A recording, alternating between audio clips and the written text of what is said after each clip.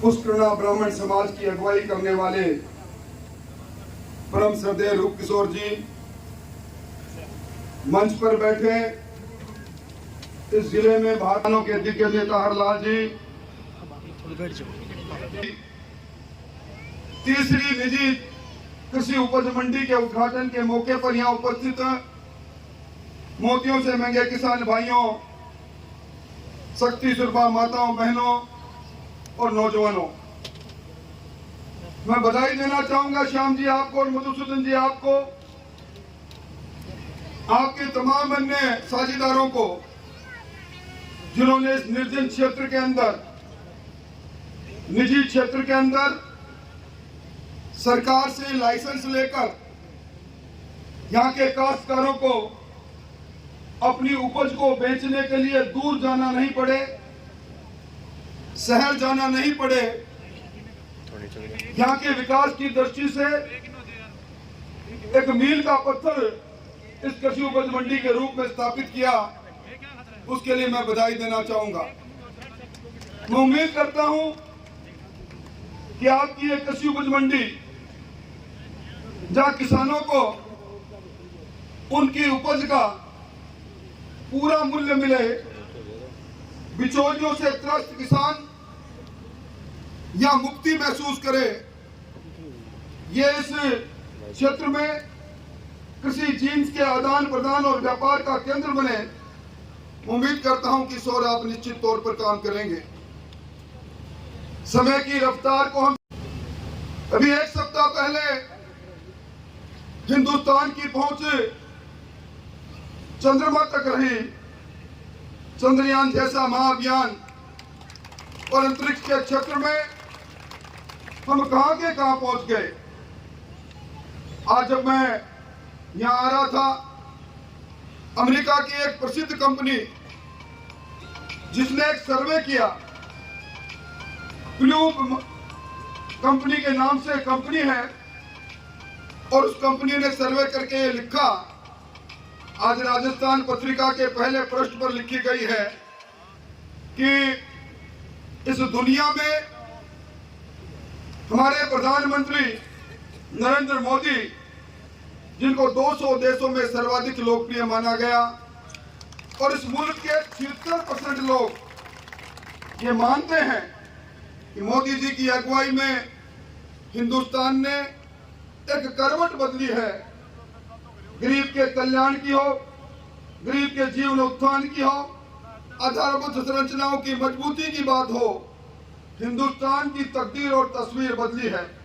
आज उसी निमित्त ई कृषि मंडी, यानी एक जगह पर बैठकर किसान इस बात को देख ले कि दुनिया के कौन से कृषि मंडी में किस भाव से उसकी जीन्स बिक सकती है, और उसी में ये जो नवाचार आया है, और उसी नवाचार के निमित्त मधुसूदन जी आपने और श्याम जी ने इस कदम को आगे बढ़ाया है।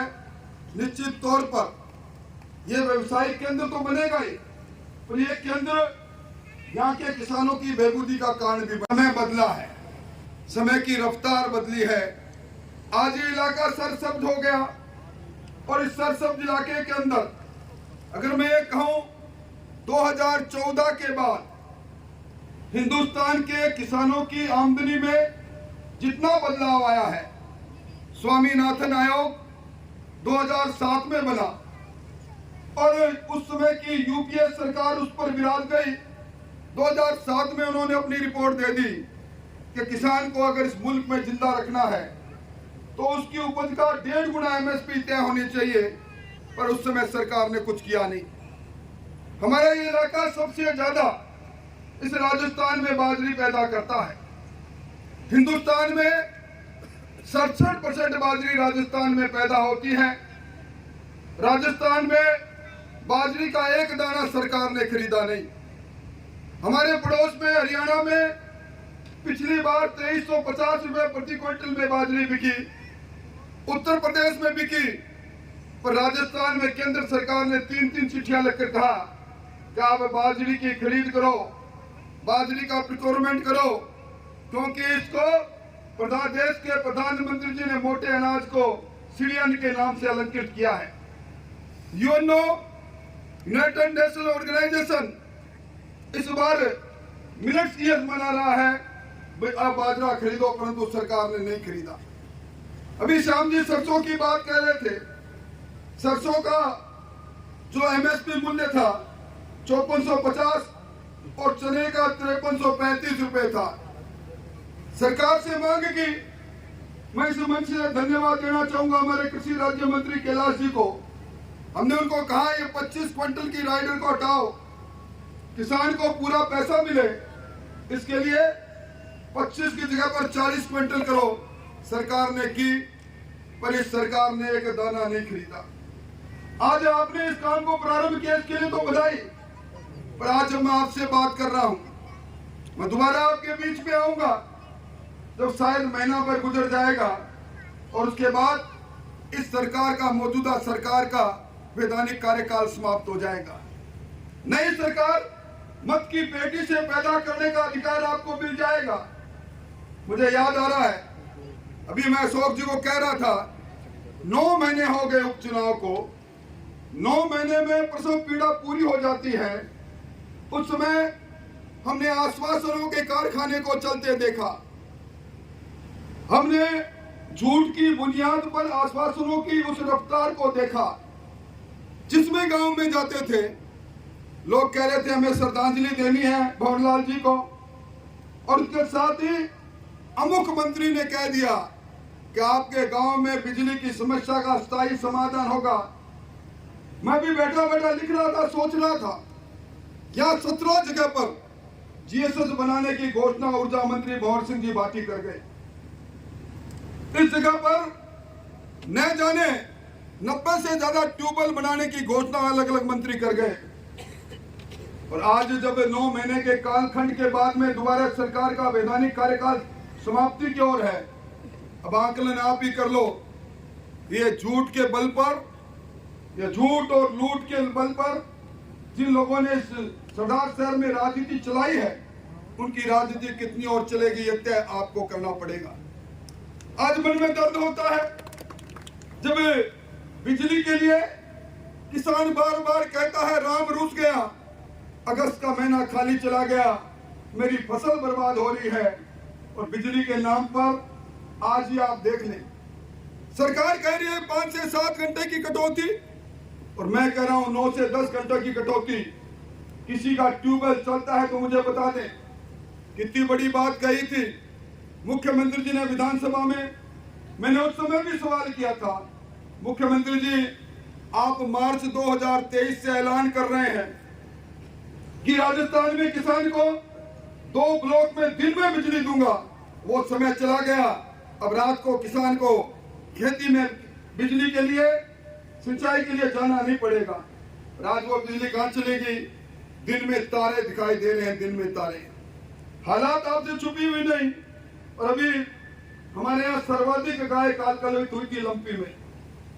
मुख्यमंत्री जी ने ऐलान किया कि मैं 40,000 रुपए जिसकी लंपी में गाय की मृत्यु उसको दूंगा।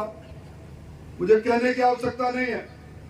यहाँ सत्यनारायण जी प्रधान जी से मैं बात कर रहा था, मुझे कह रहे थे कोई गांव ऐसा नहीं बचा जिस गांव में 25 से लेकर 100 गायें कालकलवित नहीं होगी। और अब कोई ग्राम पंचायत 1-2 बची है जिसमें 1-2 लोगों को 40,000 रुपया मिला है, बाकी मिला नहीं। आपको इन्होंने कहा था, कर्जा माफी की बात कही थी पिछली बार विधानसभा के चुनाव में, जो आज से 4 साल 8 महीने पहले हुए थे। आपने कहा कर्जा माफ करेंगे, कर्जा माफ हो जाएगा। आज अब सरकार अपनी अंतिम पायदान पर खड़ी है।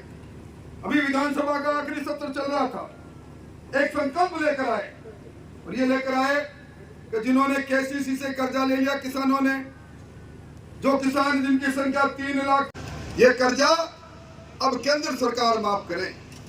वोट लेना था तो हम करेंगे माफ, और जब नहीं कर पाए तो विधानसभा में संकल्प लेकर आए हैं कि केंद्र सरकार माफ करे। 100 यूनिट बिजली की, मुफ्त की बिजली की कहानी किसी से छुपी हुई नहीं है। फ्यूल चार्ज माफ की कहानी किसी से छुपी हुई नहीं है। 7.5 तक सबसे महंगी बिजली, 52 पैसे फ्यूल चार्ज प्रति यूनिट, 7 पैसे अडानी का टैक्स आपसे लिया, 59 पैसे फ्यूल चार्ज लेने वाली सरकार अब कह रही है 5 महीने के लिए फ्यूल चार्ज नहीं लेंगे।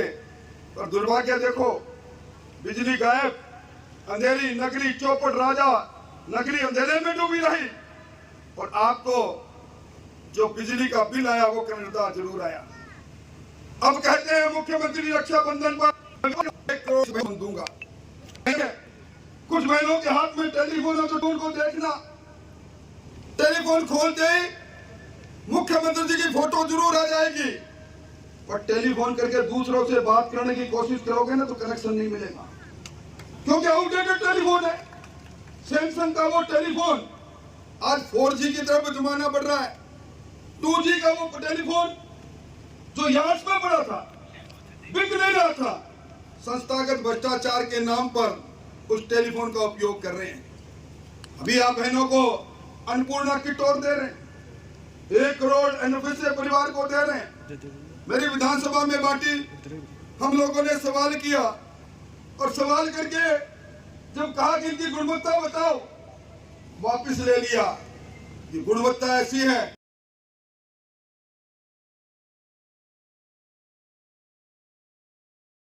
उत्तर आपको देखना है। आज अभी मधुसूदन जी से मैं बात कर रहा था, प्रधानमंत्री आवास योजना, इसके लिए जो पहले से चयनित लोग थे उनके मकान इस पंचायत समिति में क्यों नहीं बन रहे?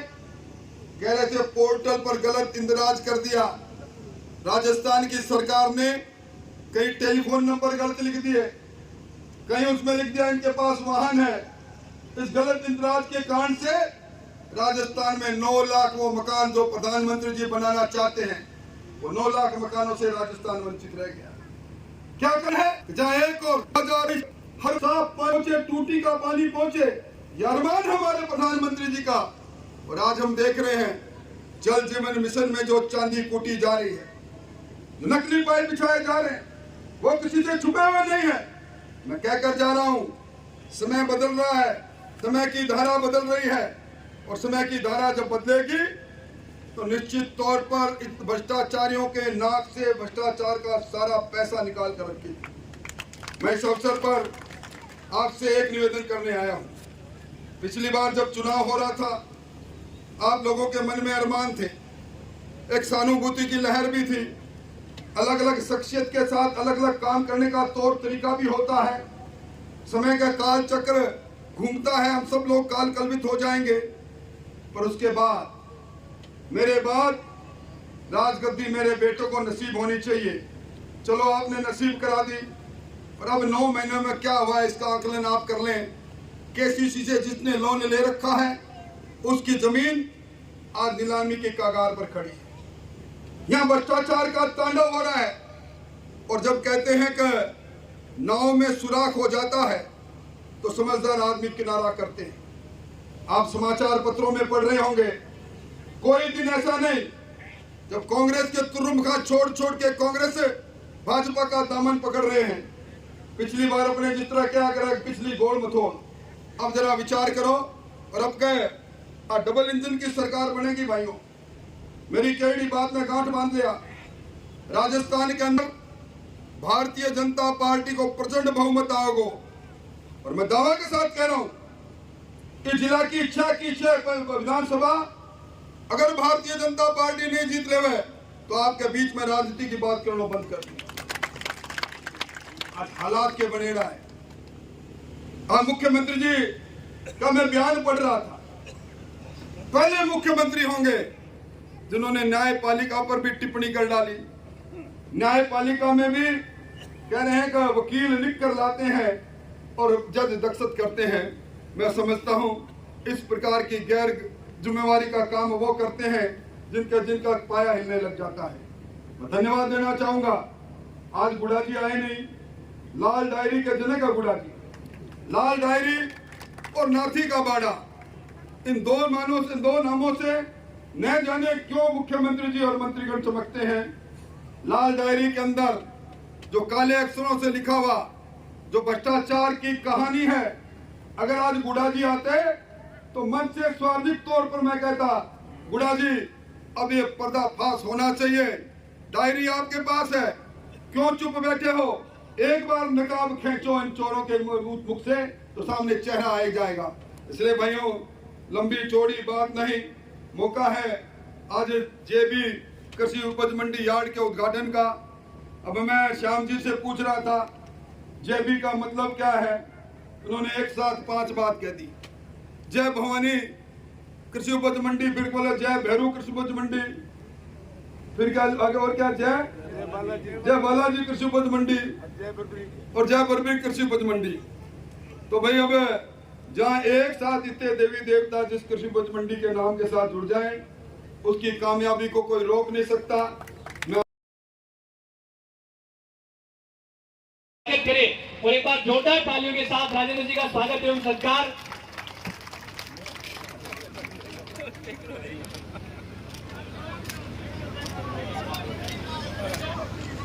राजेंद्र राठौर जिंदाबाद, राजेंद्र राठौर जिंदाबाद, राजू भैया तुम संघर्ष करो।